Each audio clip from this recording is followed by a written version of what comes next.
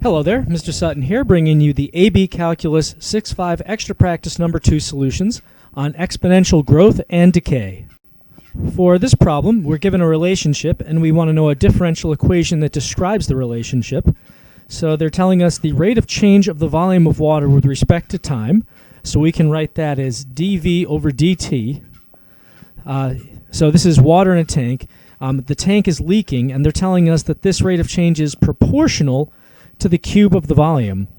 Well, proportional means we're being multiplied by some constant, we'll call it k, and the cube of the volume is just the v cubed. So this is the general format that our answer should have. We see we have the dV over dt in all the answer choices. Only in choices B and D do we have a v cubed, so we're choosing between B and D, but should it be a negative or a positive number? I mean, what's the k value? Well, here we have to remember that they said that the water is leaking. So if the water is leaking, then the volume is decreasing, so we would expect dV over dt to be a negative number. So that means that between the two choices, B and D, we're going to have to pick the negative one, choice B. For this problem, we're being given a situation, and we're being asked which differential equation describes the situation, given that the k they're describing up here is a positive constant. So now that I know what I'm looking for here, let me go back and actually read the situation. So we have a vehicle going on a straight road. Position is given by the f function, and during the first 10 seconds, the vehicle's acceleration is proportional to the cube root of the time since the start. So this is the key sentence. Vehicle's acceleration is proportional.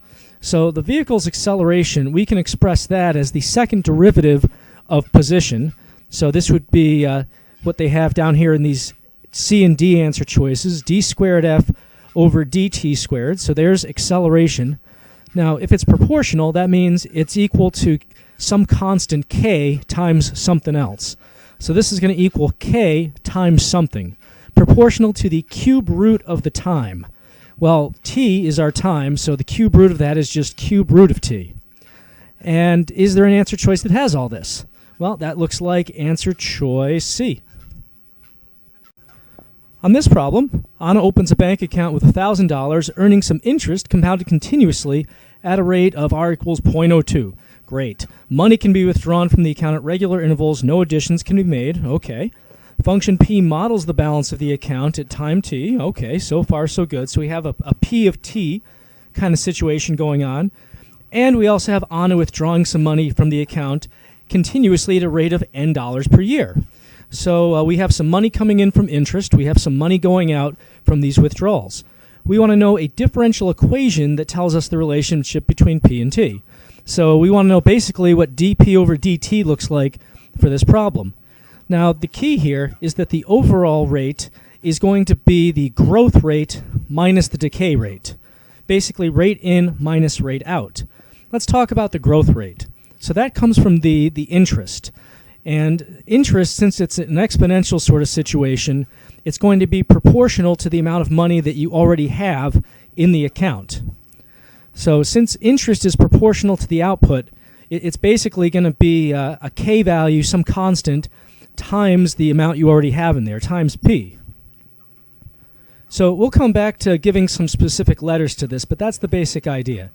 Now, we also have a decay rate. That's the money that Anna's withdrawing continuously throughout the year, this n value. And the decay, you'll notice, it doesn't say anything about her withdrawing a certain percentage. She's just withdrawing a set rate of n dollars per year. So this is completely independent of how much money she has in there. I mean, hopefully she doesn't try to overdraw her account, but it really has nothing to do with her current balance. So putting it all together, we can say that dP over dt, the overall rate of change of the balance with respect to time, we're going to have rate in minus rate out. So for the rate in, we have our interest rate, 0.02, times the current balance, times P. This is basically your exponential function giving you the amount of money that she's getting from interest. But from that, we have to subtract this n, this rate out. Now again, since this withdrawal rate is independent of the amount she has in there, we don't have to multiply n by p or anything like that. And this 0.02 has nothing to do with the withdrawal rate. So taking a look at our answer choices, this models exactly answer choice D. If you look at some of these other ones, answer choice A, we totally just ignored the money that she was taking out, which you can't do if you want to know the rate of change of the overall account. B had the $1,000 kind of tied in there, but since this is a rate of change, the amount of money you had at any given time doesn't really make a difference here. And C, we were including the N in the interest rate even though it has nothing to do with it. So choice D when all is said and done. On this problem, we have students memorizing a list of 100 words and then given quizzes to see how many they do have memorized. We have an L function that gives the number of words memorized at time t, and we have a rate of change of the number of words memorized proportional to the number of words left to be memorized. We basically just want a differential equation to model the situation. So one key thing here that's going to be important, they said the rate of change of the words memorized is proportional to the number of words left. How can we categorize the number of words left? Well, there's 100 words to memorize. The number of words left is just going to be 100 minus L, the number that they have memorized. So that's how we can talk about words left. And now the key sentence here, they talk about the rate of change of the number of words memorized. This is the key sentence that's going to help us come up with our differential equation. So rate of change of the number of words memorized, that's dl over dt, is proportional, so it's going to equal k times something, proportional to the number of words left to be memorized. Well, that's just this 100 minus L expression. So k parentheses 100 minus L. And this is exactly what we have in answer choice C, so that's our answer. For this problem, we have a hard-boiled egg removed from a pot of hot water and set on a table to cool. The rate of change of the egg's temperature T, big T, with respect to time, little t, is proportional to the difference between the egg's temperature and the room temperature of 75. We want to know a differential equation that basically says all this. So the key phrase here is this second sentence here, the rate of change of the egg's temperature T, so that's d big T over d little t, with respect to time, is proportional to, so they're saying it equals k times something, proportional to the difference between the egg's temperature and the room temperature of 75. So basically we need the egg's temperature, which is big T, minus the room temperature of 75. So big T minus 75. And that is one of the answer choices. It looks actually pretty similar here. We have answer choices C and D that have this basic setup. But with C, this is the difference between the time and the room temperature, which doesn't really make sense. So we need big T minus 75, so that's choice D.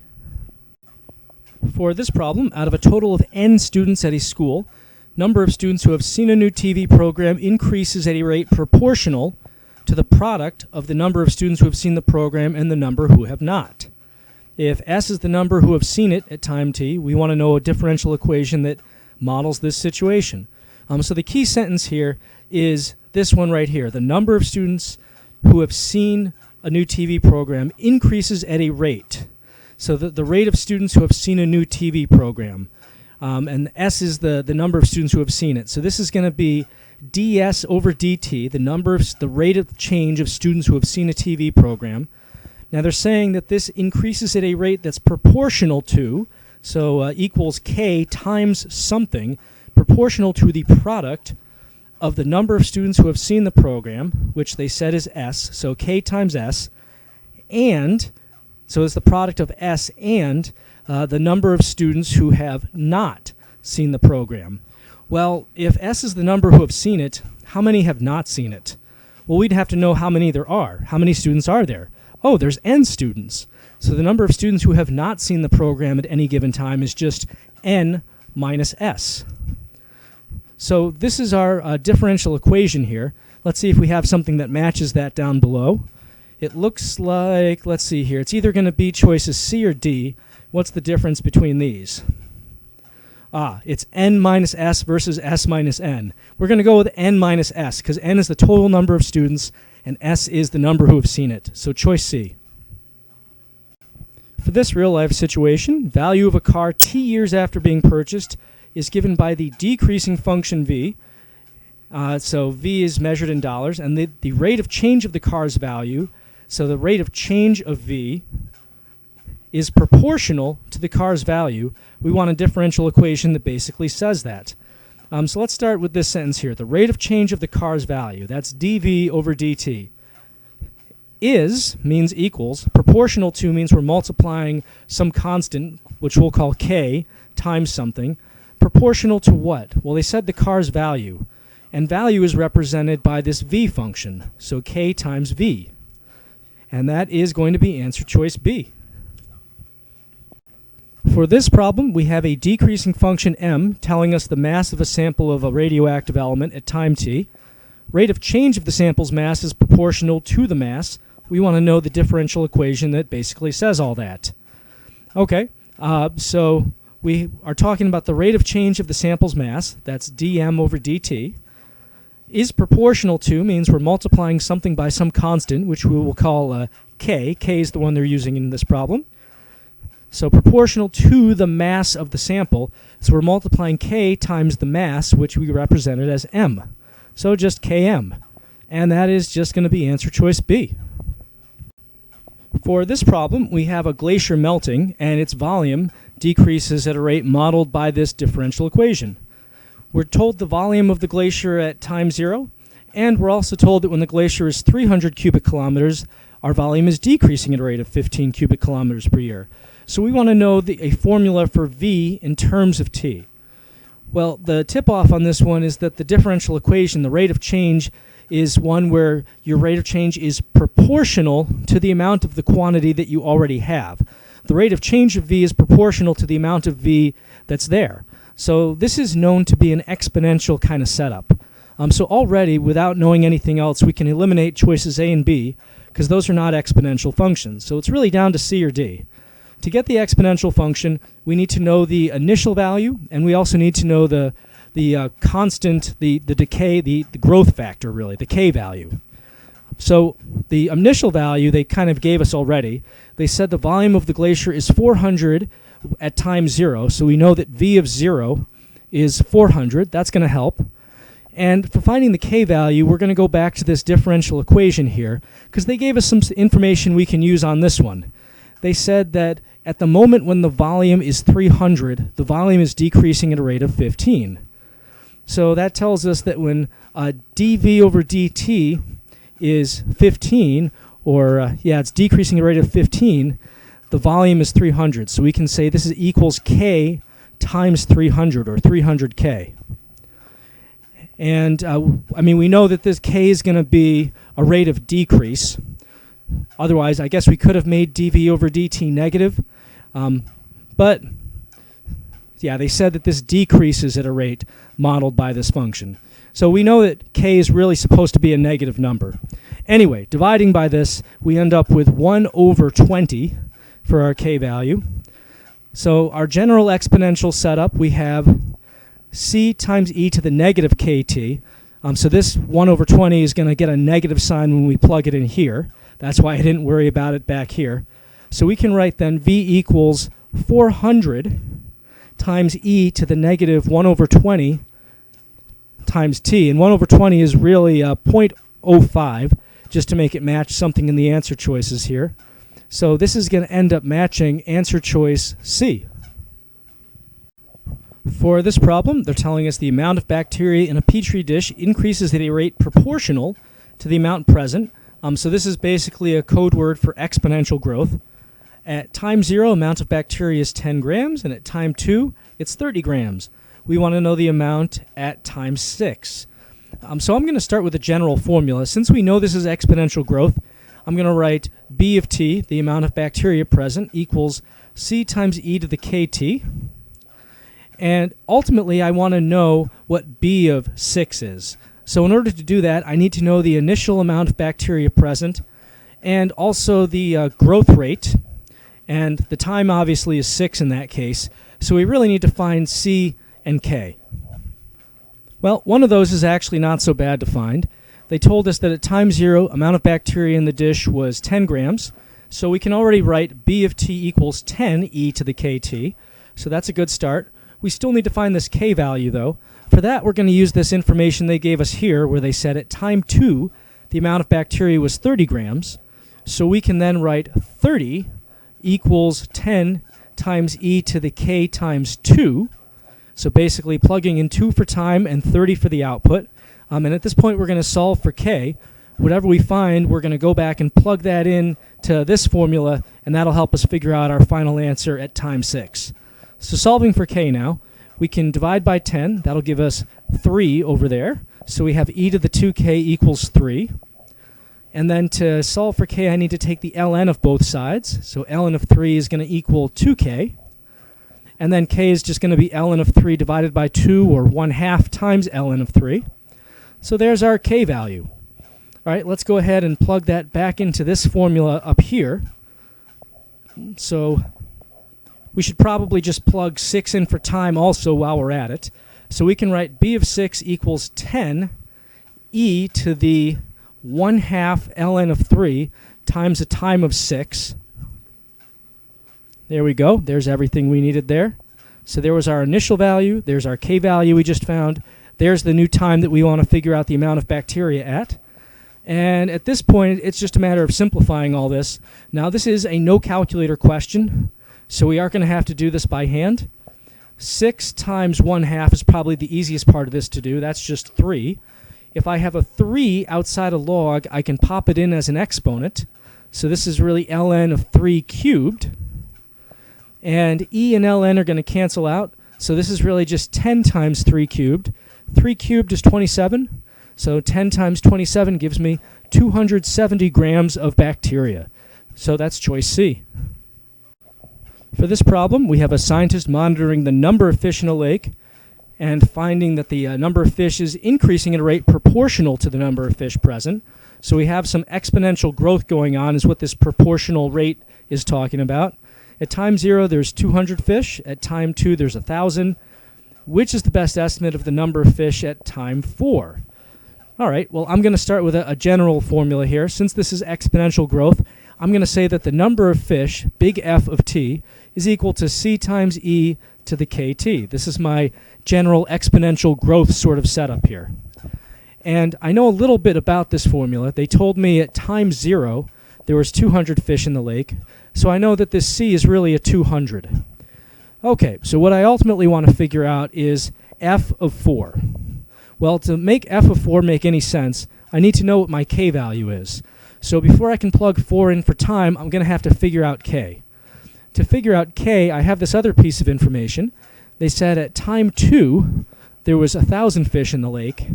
So that means if I plug 2 in for t, I'm allowed to plug in 1,000 for f of t.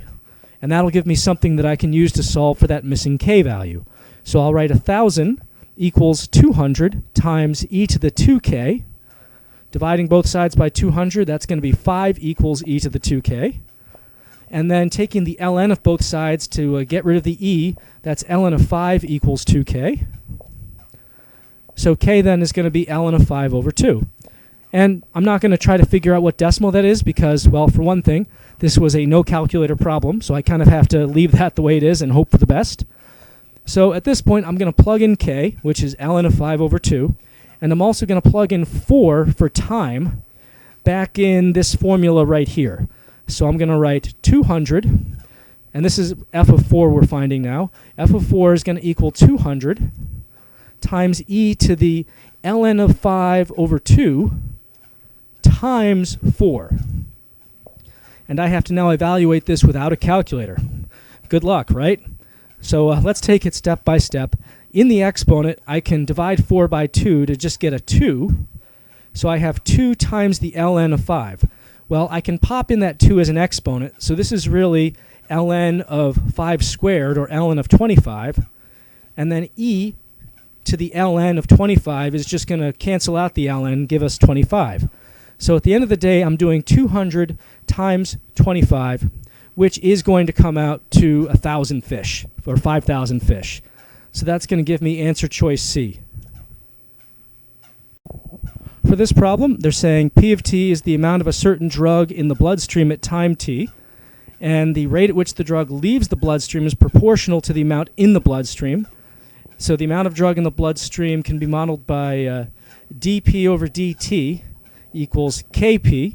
So this is basically saying the rate of change of the amount of drug in the bloodstream is proportional to the amount in there. And they're telling us K is a constant. Since this is a rate of decrease, K is most likely negative. And we have time in hours. They're also telling us at time 0, 500 milligrams of the drug is administered. And at the moment when the amount of the drug is at 50 milligrams, that amount is decreasing at a rate of 11.5, which is an expression for P of t.